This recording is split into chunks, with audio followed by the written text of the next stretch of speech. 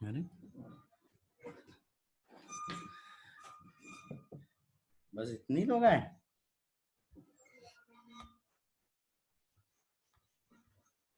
आवाज आ रही है? Yes sir.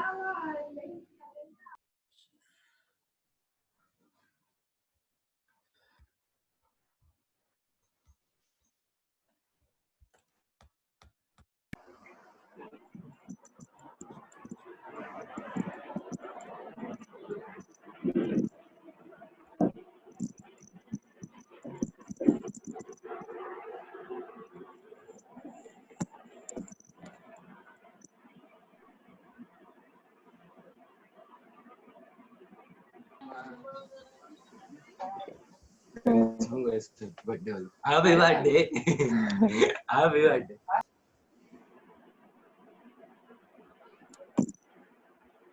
कामिनी आज फिर से लेट हो गई थी।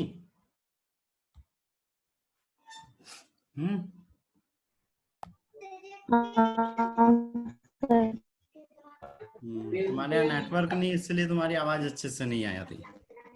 चलो ठीक है, और 2-3 लोग और बचे बस, बाकी हो गए। अच्छा आने दो सबको। आज फिर से महर्षि प्रेरणा वगैरह नहीं है। बोल दो उस दिन रहती है ये लड़की और बाकी दिन फिर गायब हो जाती है। या है? नहीं है। अरे ज्यादा हो गया टाइम, छोड़ो ठीक है, आते जाएंगे, ऐड करते जाएंगे, आगे बढ़ते हैं। ऐसे में तो हमारा टाइम ही खत्म हो जाएगा और हम ऐड ही नहीं कर पाएंगे, पता चला।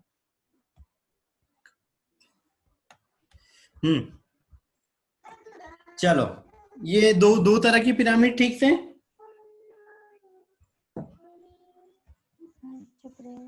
नैना ठीक थे? हाँ सर। चलो ठीक है। अब आगे, अब यहाँ पे आती है भैया ये थोड़ी सी कंफ्यूजन वाली चीज, लेकिन दरअसल इसमें याद रखना है कुछ चीजें, ठीक है।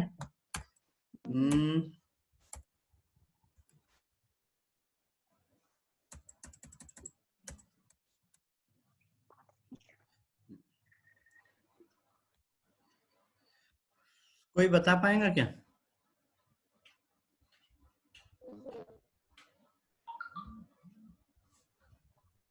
कोई बता पाएगा क्या ये क्या है?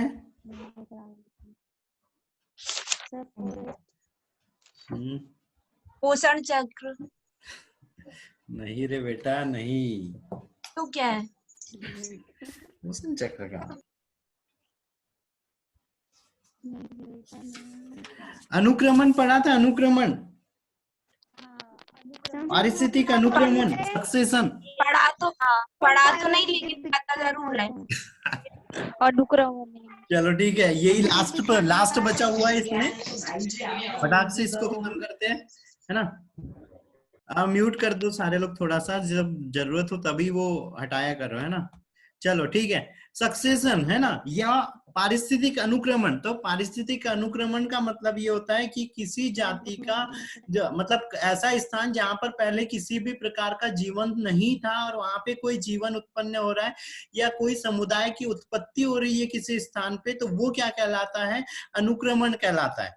ठीक है, किसी स्थान पे जहां पर किसी प्रकार का समुदाय पहले से नहीं है लेकिन वहां पर धीरे धीरे विकसित होकर एक पूर्ण रूप से विकसित समुदाय बनना या निर्मित होना क्या कहलाता है, अनुक्रमण या सक्सेशन कहलाता है।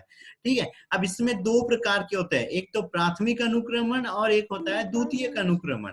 ठीक है, पहले प्राथमिक अनुक्रमण। अनुक्रमण का मतलब ये है कि भूमि पूरी तरह से कैसी है, पूरी तरह से वो बंजर है। आपकी आवाज सही नहीं है, आवाज नहीं आ रही। आवाज नहीं है, अब ठीक है,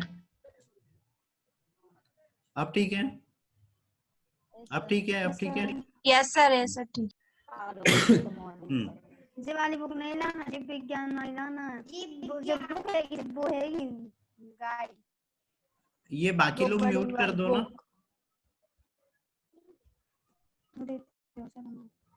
सारे लोग अपना माइक म्यूट करो।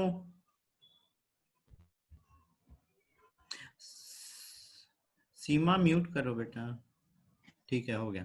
हाँ, तो अनुक्रमण का मतलब ये हो रहा है किसी ऐसा जगह स्थान जहां पे पहले से कोई समुदाय नहीं है, वहां पे कोई समुदाय का उत्पन्न होना या विकसित होना अनुक्रमण कहलाता है। और अनुक्रमण कोई छोटी सी प्रोसेस नहीं है, इसमें हजारों साल लाखों सालों का समय लग जाता है किसी भी समुदाय का विकसित, किसी भी समुदाय को विकसित होने के लिए। ठीक है, फिर यहाँ पे दो तरह का होता है, एक प्राथमिक होता है और एक द्वितीयक होता है। प्राथमिक मतलब जहाँ पे एकदम बंजर भूमि थी और फिर वहां पर कोई समुदाय उत्पन्न हुआ है। ठीक है, दूसरा वाला द्वितीयक, द्वितीयक में ये चीज है कि पहले से कोई समुदाय था लेकिन किसी कारण से, कोई प्राकृतिक कारण हो सकता है, कोई कृत्रिम कारण हो सकता है, जैसे मनुष्य द्वारा किसी जंगल को काट देना या आग लग जाना या वहां पे सूखा पड़ जाना, इस तरह से किसी प्राकृतिक कारणों के कारण अगर कोई मतलब कोई समुदाय नष्ट हो जा रहा है किसी स्थान पे, तो वो क्या, और उसके बाद में वो नष्ट होने के बाद, जैसे मान लो जंगल था,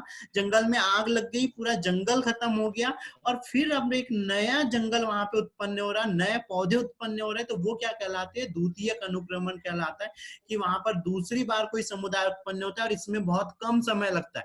जबकि प्राथमिक अनुक्रमण था उसमें हजारों लाखों सालों का भी समय लग सकता है। ठीक है, चलो अब यहाँ पे ये दो तरह क्या होता है, जलीय अनुक्रमण और स्थलीय अनुक्रमण, है ना। तो जलीय अनुक्रमण, तो जलीय अनुक्रमण में क्या चीज हो रही है, पहले यहाँ पर जल है, तो जल स्थित है, जल के साथ में यहाँ पे भी इसके हिंदी नाम भी बताना पड़ेगा, है ना, जल है ना। तो प्राथमिक जब अनुक्रमण हो रहा है यहाँ पे, तो क्या होना है, कुछ अवस्थाएं रहना है यहाँ पे, है ना। तो जो सबसे पहले है, तो यहाँ पर क्या बनना है, जो छोटे जीव है वो फाइटोप्लैंक्टन बनना है, मतलब छोटे छोटे जीव बनेंगे, सूक्ष्म जीव बनेंगे। जब वो यहाँ पर मरते जाएंगे, मरेंगे, तो यहाँ पर क्या होगा, ये जो पानी है इस जगह पे, यहाँ पे उस कार्बनिक पदार्थों की मात्रा बढ़ती जाएंगी, है ना, जिसके कारण में पानी में कमी आएगी और यहाँ पे सबमर्ज्ड, है ना, जो छोटे, जो क्या बोलना चाहिए, जड़ युक्त पौधे हैं वो उगना चालू हो जाएंगे, है ना। तो वो उगने, देखो दो तरह का अनुक्रमण चलता है, एक और चीज याद रखना, जीवों का भी और पादपों का भी। अभी हम जो देख रहे हैं सिर्फ पादपों का देख रहे हैं कि ठीक है, पादपों में अनुक्रमण हो रहा है। तो यहाँ पे क्या हुआ, जड़ युक्त पौधे उगना चालू हो गए। जब ये जड़ युक्त पौधे उगना चालू हो जा रहे हैं, तो यहाँ पर जब इनकी मृत्यु हो रही, तो और ज्यादा कार्बनिक मात्रा के पदार्थों की मात्रा यहाँ पे बढ़ती जा रही। उसके बाद आती है submerged free floating plant stage, मतलब जड़ युक्त लेकिन स्वतंत्र रूप से तैरने वाले। यहाँ पे देखो जड़ युक्त पौधे हैं लेकिन कैसे है, ये स्वतंत्र रूप से तैर रहे हैं। तो इस तरह के यहाँ पे पौधे उगने लग गए। अब क्या हुआ, इनकी भी मृत्यु होने लगी और ये जो नीचे साइड में यहाँ तली में जो उग रहे थे, क्या हुआ बेटा?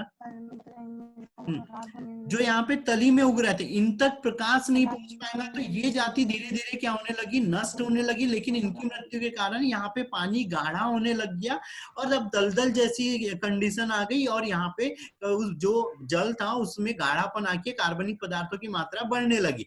अब क्या हो रही, यहाँ पे जो पौधे उग रहे हैं वो जड़ युक्त स्थिर, यहाँ पर कैसे थे, ये जड़ युक्त लेकिन प्लावक थे, मतलब स्वतंत्र रूप से तैर रहे थे।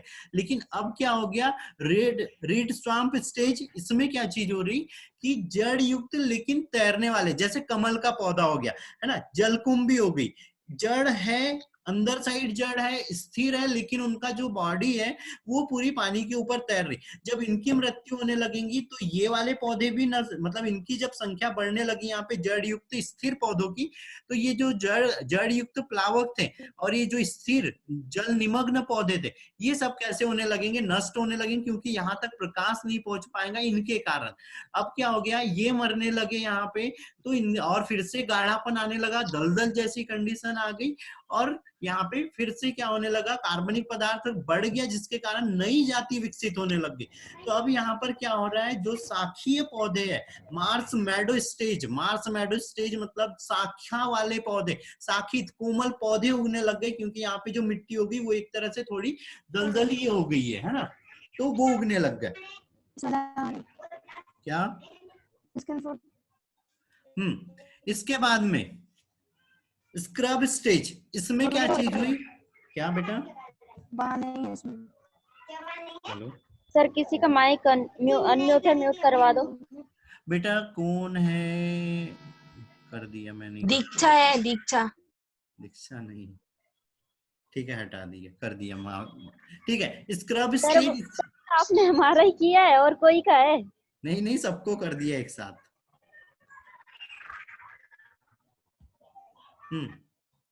ठीक है। अब क्या चीज हो रही है, स्क्रब स्टेज में यहाँ पर जो शाखीय पौधे थे, अभी यहाँ बेटा ये कौन है, UV4711, बेटा माइक म्यूट करो, आपका बार बार हट जा रहा है, सेटिंग चेंज करो,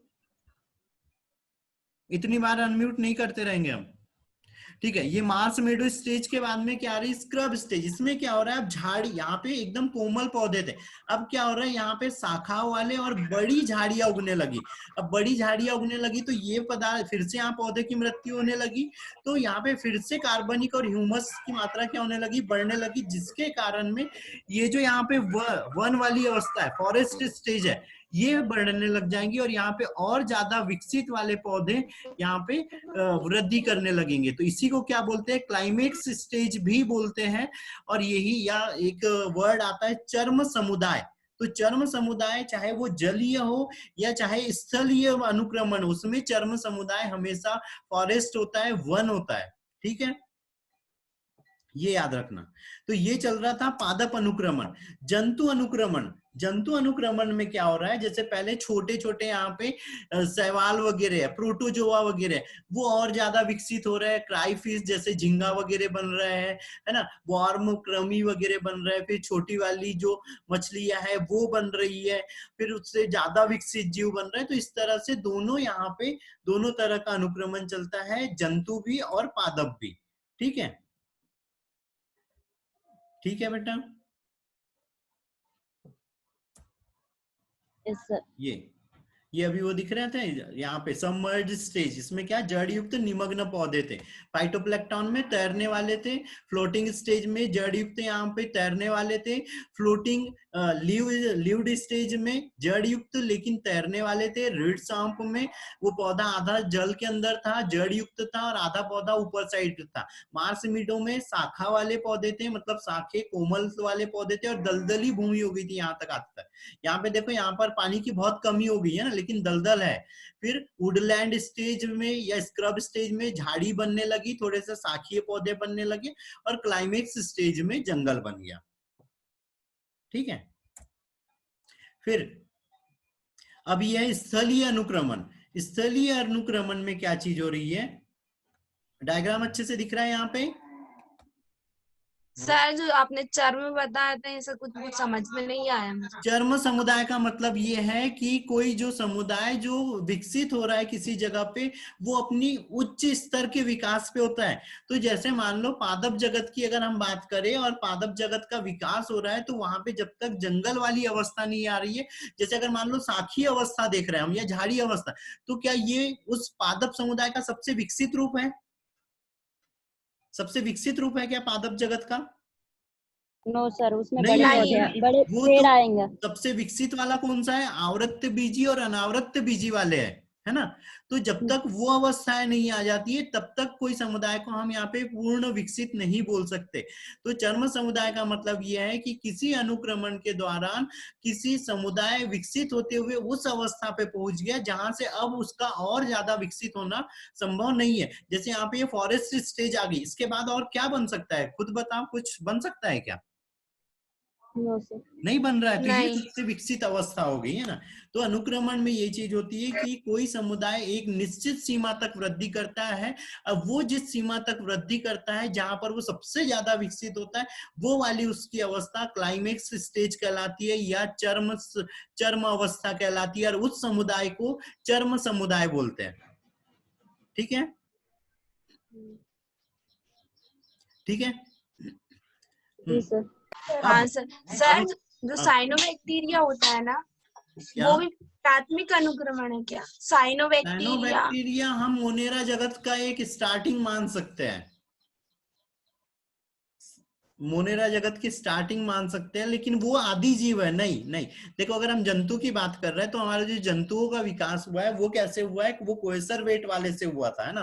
पहले ऑर्की बैक्टीरिया बने, ऑर्की बैक्टीरिया में फिर साइनोबैक्टीरिया बने, उनमें और ज्यादा परिवर्तन होते गए। अगर उनमें बैक्टीरिया वाली कंडीशन नहीं आई थी और वो सिर्फ कोएसर वेट थी, तो वो जेली लाइक, जैसे हमने पोरीफेरा वर्ग देखा था, पोरीफेरा वर्ग सबसे निम्न वर्ग है जंतु जगत का, तो वो विकसित हुआ। उसके बाद में फिर क्या स्लेंट्रेटा हुआ, है ना। तो इस तरह से विकास हुआ है वहां पे। तो हाँ, हम उसको उधर में, उसको चर्म समुदाय में नहीं बोल सकते, उसको हम स्टार्टिंग में बोल सकते हैं कि जंतु का जो प्राथमिक अनुक्रमण है उसके अंतर्गत उसको बोल सकते हैं, है ना।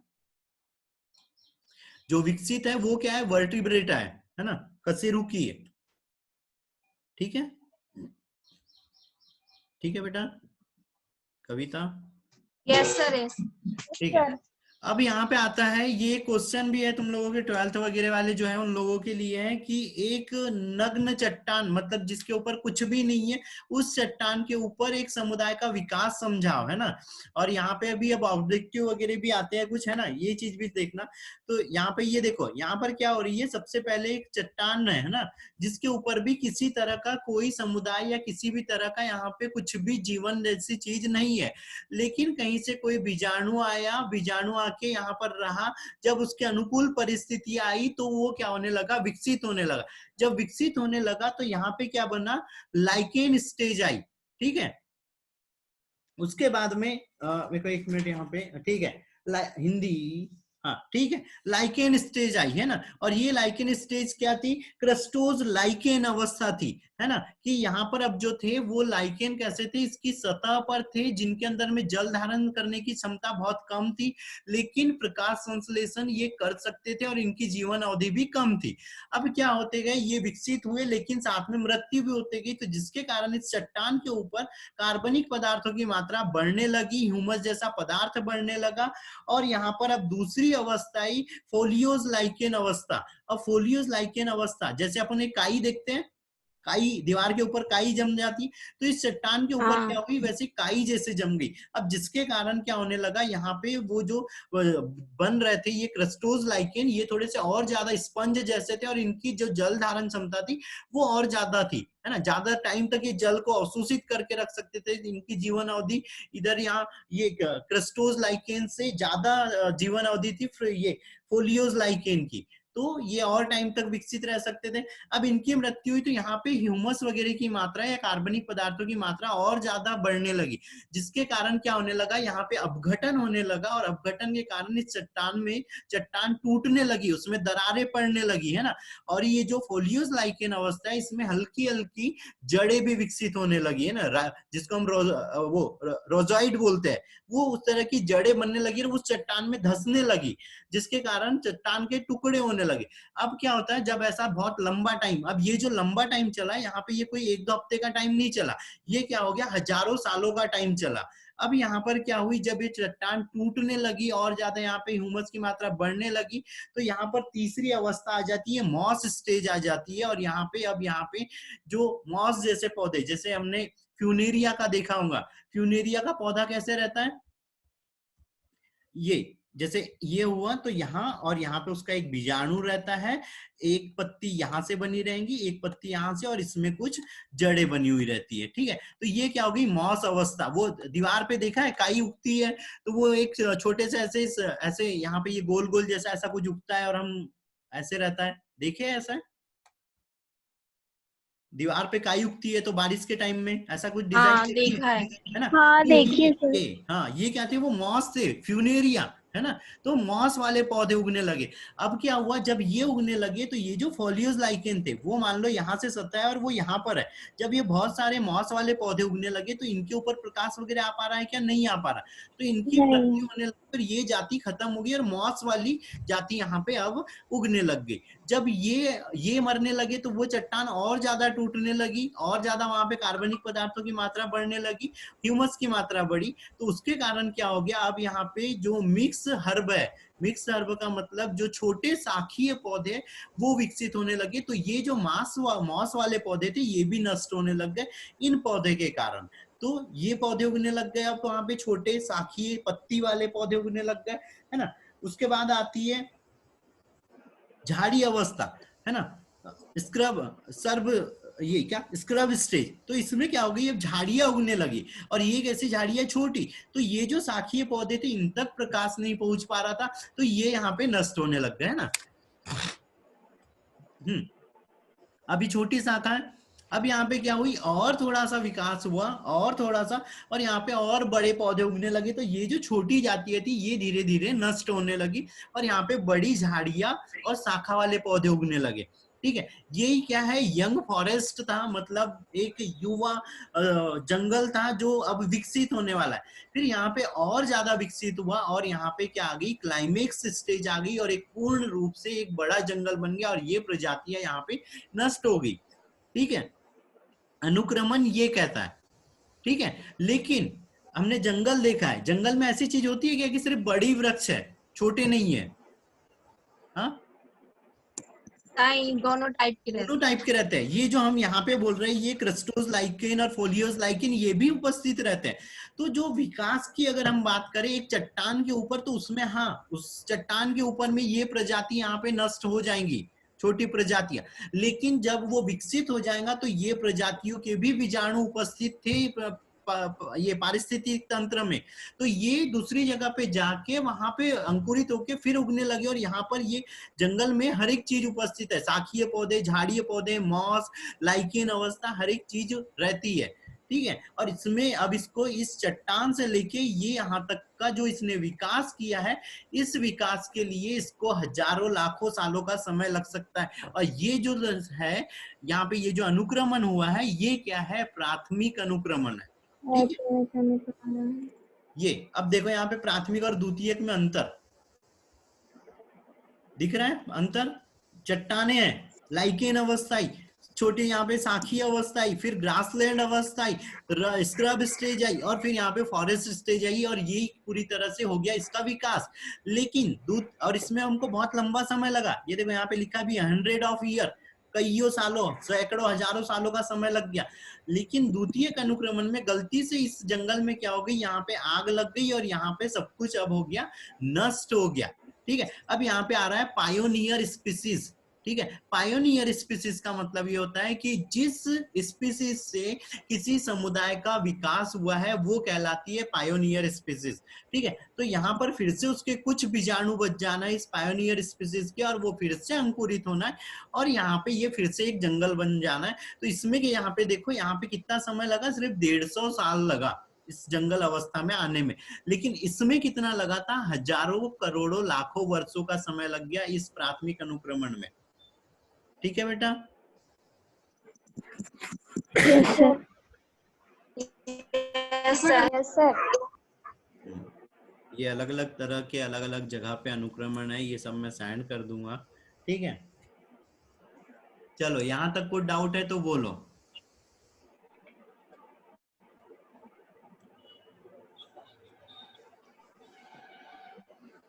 है डाउट? नहीं है? अच्छा चलो ठीक है। एक और चीज बोल रहा था, अपने जो भी फ्रेंड वगैरह है ना, उन लोगों को, ज्यादा से ज्यादा लोगों को हमारी ये क्लास की जो हमने वो लिंक और आईडी पासवर्ड दी है वो थोड़ा सा और ज्यादा शेयर करो, ताकि यहाँ पे हम कम से कम 50 तक की संख्या को बढ़ा पाए, है ना? सुन रहे हैं सारे लोग? हाँ सर। सर थोड़ा सा और अपने फ्रेंड लोगों को ऐड होने के लिए बोलो, जुड़ने के लिए बोलो।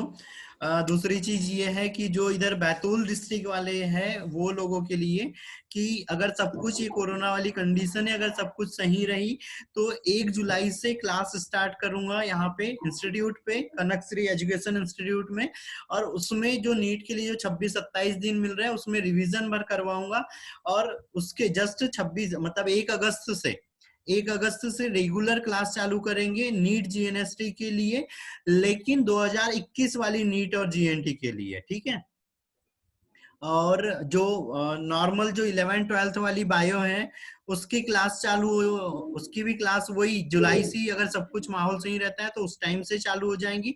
9 से 12th तक के सारे सब्जेक्टों की क्लास रहेंगी इस बार। तो अपने जो भी जानकारी वाले हैं उन लोगों को ये चीज बता देना है। ठीक है? Okay sir. हाँ, दूसरी चीज ये कि जो नीट और जीएनएस, होंगे। हाँ पेपर होंगे ना बेटा, तुम्हारे होंगे, जुलाई में होंगे। वैशाली बोल रही थी, है ना? पेपर होंगे, 12th वालों के पेपर होंगे। ठीक है, और एक चीज, क्या? नहीं सर, मैं सिखाऊं, मैं बोल रही। हाँ बोलो ना। हमारे जीएनटी के पेपर होंगे, लेकिन अभी उसके फॉर्म नहीं निकले, कब निकलते हैं कब नहीं निकलते हैं पता नहीं बेटा, जब निकलेंगे तब भरना और तब एग्जाम देना।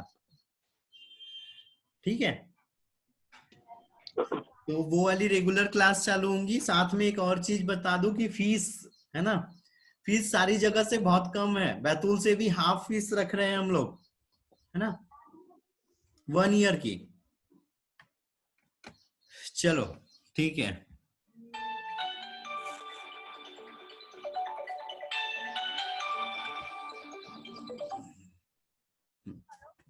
हाँ क्लास चल रही है फिर लगा रहा है, क्लास चल रही लगा रहा है।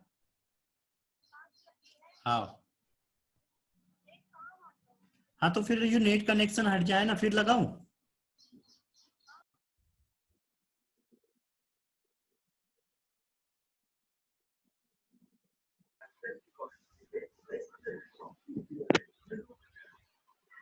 आ गए सभी लोग? मेरी बहन का कॉल आ गया था, आज नहीं है वो क्लास में। चलो आवाज आ रही है? हाँ सर। हाँ चलो ठीक है, ठीक है। अब ये थोड़ी सी ये क्लास की बात भी याद रख लेना, है ना, अपने जानकारी वाले को बता दो और अपने बैतूल डिस्ट्रिक्ट वाले जो भी है उसको, है ना?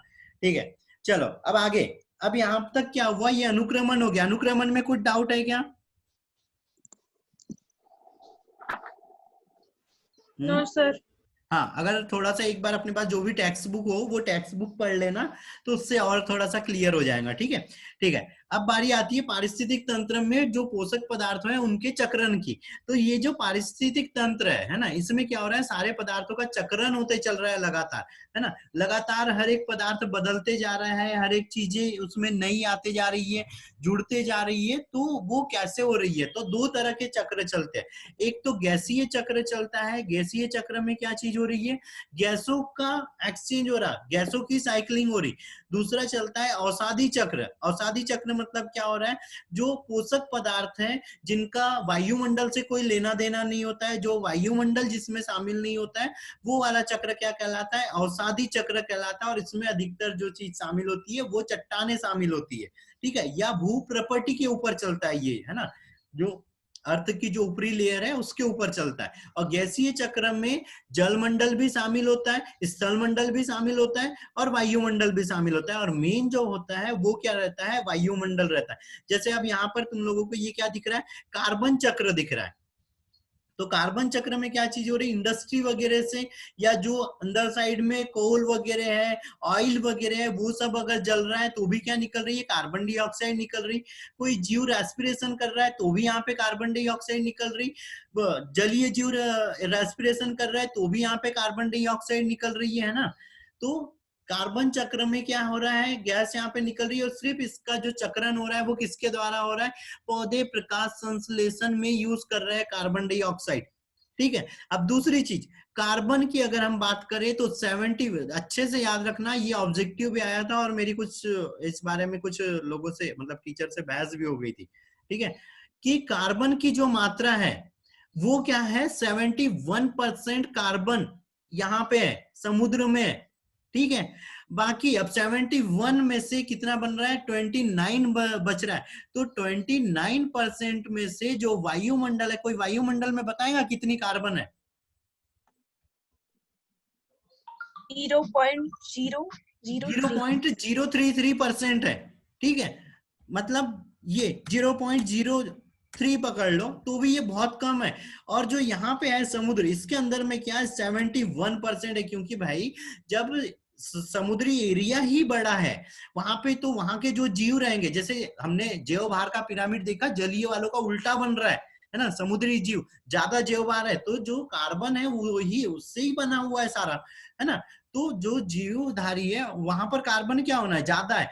पादप जगत अगर हम देखें तो भी वो पौधे भी क्या है, बहुत ज्यादा है समुद्र में। अगर हम वहां पे एल्गी की बात करें, अगर हम वहां पे शैवाल वगैरह की बात कर लेते हैं, अभी स्थिर पौधे, निमग्न पौधे, इनको सबको छोड़ दो, तो शैवाल ही बहुत ज्यादा है, डाइटम्स बहुत ज्यादा है ना, तो उसके अंदर में बहुत कार्बन है ना। तो 71% यहाँ पे है, 0.03% सिर्फ कार्बन वायुमंडल में है। अब इसका जो बचा, कितना बच गया, अब अगर मान लो यहाँ पे 29 पकड़ लो, है ना, 29% अगर यहाँ पे कार्बन बचा हुआ है, तो ये जो स्थलीय जीव है, स्थलीय जीव बनाते जीवों के अंदर में उपस्थित है, जैसे पौधे हो गए, जंतु हो गए, उसके रूप में, है ना। और अगर हम इसको भी अगर और ज्यादा यहाँ पे डिवाइड करें तो यहाँ पर क्या हो रहा है, जो 10% है, इस 29 में से भी 10% यहाँ पे गैस, ऑयल, पेट्रोलियम, कोल, कोयला इसके अंदर में है, ठीक है। मेरे एक्सेलेंस स्कूल में मेरी टीचर थी, उनने वो कर दिया था थोड़ा सा कि भैया, वो बोले कि ये कोयला खदान के अंदर सबसे ज्यादा कार्बन उपस्थित है। तुम लोगों को लग रहा है किसी को कि ये सिर्फ इस कोयले के अंदर में कार्बन सबसे ज्यादा उपस्थित है? नहीं। सबसे ज्यादा मात्रा क्या है, समुद्र की मात्रा है भाई, तो समुद्र में हाँ, समुद्र में है ना। तो ये चीज याद रखना है ना। दूसरी चीज, कार्बन एक ऐसा तत्व है जो जीवन की उत्पत्ति का मेन कारण बना, जिसके कारण से ही आवाज नहीं आ रही। अब आ रही है, आवाज नहीं आ रही सही। अब आ रही है, अब आ रही है। हाँ। कार्बन हाँ, ये चीज याद रखना कि कार्बन ही एक ऐसा तत्व था जिसके कारण में पृथ्वी पर या कहीं पर भी अगर जीवन की उत्पत्ति अगर संभव रहेगी तो वो कैसे रहना, अगर वहां कार्बन है तो ही। जैसे अपन क्या बोलते हैं, जल, है ना, कि पानी है तो ही जीवन की उत्पत्ति संभव है, यही बोलते हैं ना। Yes sir. लेकिन अगर कार्बन नहीं होता, है ना, तो कार्बन दरअसल क्या कर रहा है, जैसे हम प्रोटीन का अणु मानो, है ना, एमिनो अम्ल मानो, ग्लिसरॉल मानो, है ना, कोई भी हम मॉलिक्यूल मान रहे जो अकार्बनिक हो या कार्बनिक हो, कार्बन ही सबको जोड़े रख रहा है, है ना। तो कार्बन जब तक नहीं होगा तब तक वहां पे जीवन की उत्पत्ति संभव नहीं हो पाएगी, जब तक वहां कार्बन नहीं है। हाँ, कार्बन के साथ में जो जल है वो एसेंशियल मटेरियल है कि हाँ पानी है, तब वो कार्बन के मॉलिक्यूल से एक दूसरे से क्रिया कर पा रहा है या दूसरे तरह के यौगिक बन रहा है, कार्बन को जोड़ने वगैरह में मदद कर रहा है, दूसरे तरह के तत्व बनाने में मदद कर रहा है पानी, वो दूसरी चीज है। लेकिन सबसे मेन रहेगा कार्बन, क्योंकि कार्बन ही सबको जोड़ पा रहा है ना। कार्बन की संयोजकता, अगर हम केमिस्ट्री वाली बात करें तो कार्बन 4 अणुओं को जोड़ सकता है और तब एक कंपाउंड बनता है, और कंपाउंड बन के ही एक कोई नया पदार्थ या नई चीज की उत्पत्ति हो सकती है ना। बाकी दूसरी चीजों में ये चीज नहीं हो रही है ना। तो कार्बन सबसे ज्यादा जरूरी है जीवन के लिए। अगर वहां पे ऑप्शन आता है कि भैया जीवन के लिए क्या सबसे जरूरी तत्व है, अगर तत्व बोल दिया तो वहां पे ऑक्सीजन भी रहेंगी, नाइट्रोजन भी रहेंगी, ऑक्सीजन रहेंगी, नाइट्रोजन रहेंगी, हाइड्रोजन रहेंगी और कार्बन रहेगा। तो किस पे लगाना है? कार्बन पे। बहुत अच्छे से याद रखना कार्बन, ठीक है, क्योंकि कार्बन ही सबको जोड़ पाता है, बाकी तत्व नहीं। ठीक है बेटा? यस हाँ सर। सर। ठीक है, ये फिर कार्बन चक्र अभी बता दिए है ना। फिर से ये एक बार और कार्बन चक्र ही है, फिर से कार्बन चक्र। हाँ, नाइट्रोजन चक्र, नाइट्रोजन साइकिल भाई ये 11th का है, इसके बारे में हम ज्यादा वो नहीं करेंगे, बस इतना याद रखो वायुमंडल में सबसे ज्यादा अब क्या होगी यहाँ पे? नाइट्रोजन है। नाइट्रोजन क्या हो रहा है? उसका स्थिरीकरण हो रहा है। स्थिरीकरण कौन कर रहे हैं? पौधे कर रहे हैं। और वो क्या कर रहे हैं? नाइट्रेट और नाइट्राइट के रूप में उसको ग्रहण कर रहा है। ठीक है, नाइट्रेट और नाइट्राइट के रूप में ग्रहण, हाँ बस खत्म कर रहा। ठीक है, ग्रहण कर रहे हैं और वो कहाँ जा रहा है? पौधे में, और पौधे से फिर वो कहाँ पे ऐड हो गया? अपनी जो खाद्य श्रृंखला है उसमें ऐड हो गया। तो इस तरह से नाइट्रोजन का चक्र चलता है। अब ये जो दोनों चक्र हैं इनमें एक चीज याद रखो, दोनों में यहाँ पे भू प्रॉपर्टी उतनी ज्यादा शामिल नहीं थी, वायुमंडल शामिल था, है ना। और अगर हम कार्बन चक्र की बात करें तो उसमें क्या शामिल था? वहां पे जलमंडल शामिल था। ठीक है, ये भी ऑब्जेक्टिव में याद रखना है, जलमंडल, और इधर में नाइट्रोजन में क्या है? वायुमंडल। ठीक है, और फास्फोरस चक्र जो एनसीईआरटी में जो है 3 ही चक्र है, मतलब मेन कार्बन चक्र, नाइट्रोजन चक्र और फास्फोरस चक्र। तो फास्फोरस चक्र में भू प्रॉपर्टी है, कार्बन चक्र में जलमंडल है, और नाइट्रोजन चक्र में वायुमंडल है। ठीक है ठीक है, 3 ही मिनट बचा। तो इसके बाद फास्फोरस चक्र थोड़ा सा आराम से बताऊंगा, थोड़ा सा वो ज्यादा है ना। लेकिन इवनिंग टाइम में फिर से वही हमारी ऑब्जेक्टिव क्लास रहेगी, यहाँ नाइट्रोजन चक्र तक की। दूसरी चीज फिजिक्स की क्लास लगने वाली है 1 बजे से।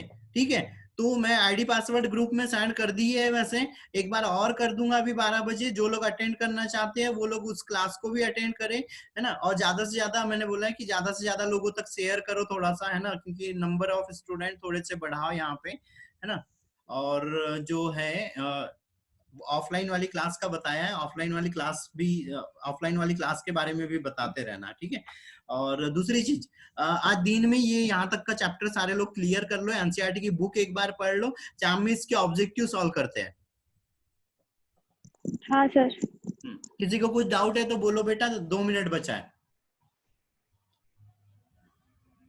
सर 12 बजे से लगेगी कि 1 बजे से फिजिक्स की क्लास? 1 बजे से बेटा, 1 1 बजे से? हाँ, 12 बजे से वो सर मैथ्स की ठीक है। क्लास ले रहे हैं इसीलिए 1 बजे से क्लास रहेंगी, है ना। और कुछ डाउट किसी को? सर हम लोगों को पासवर्ड कहाँ से मिलेगा? अब मैं ग्रुप में डालूंगा ना। सर हम लोग तो ग्रुप में ऐड नहीं है। कौन ऐड नहीं है? तो जो ऐड नहीं है बेटा वो लोग थोड़ा सा मेरे को व्हाट्सएप वगैरह पे मैसेज करो ना, नंबर मैं बता दे रहा हूँ, 1 मिनट, है ना। ये नंबर दिख रहा है यहाँ पे, ये स्लाइड में नीचे नंबर है, ये ऊपर साइड में 97 13 92 71 91 दिख रहा है। जिन लोगों को नहीं दिख रहा है मैं एक बार और यहाँ पे लिख दे रहा हूँ। इस नंबर पे व्हाट्सएप पे मैसेज कर दो अपना नाम और अपना स्कूल का नाम और अपना डिस्ट्रिक्ट, तो मैं उसको ग्रुप में ऐड कर लूंगा, है ना। तो उसको फिर मैं पासवर्ड आईडी सेंड कर दूंगा। नोट कर लिया? Yes sir, yes sir. Thank you sir. चलो ठीक है बेटा, है ना। इवनिंग टाइम में मिलते हैं, ऑब्जेक्टिव क्लास रहेंगी और उम्मीद करूंगा सारे लोग रहे। ठीक है। Sir thank you sir. हाँ सर।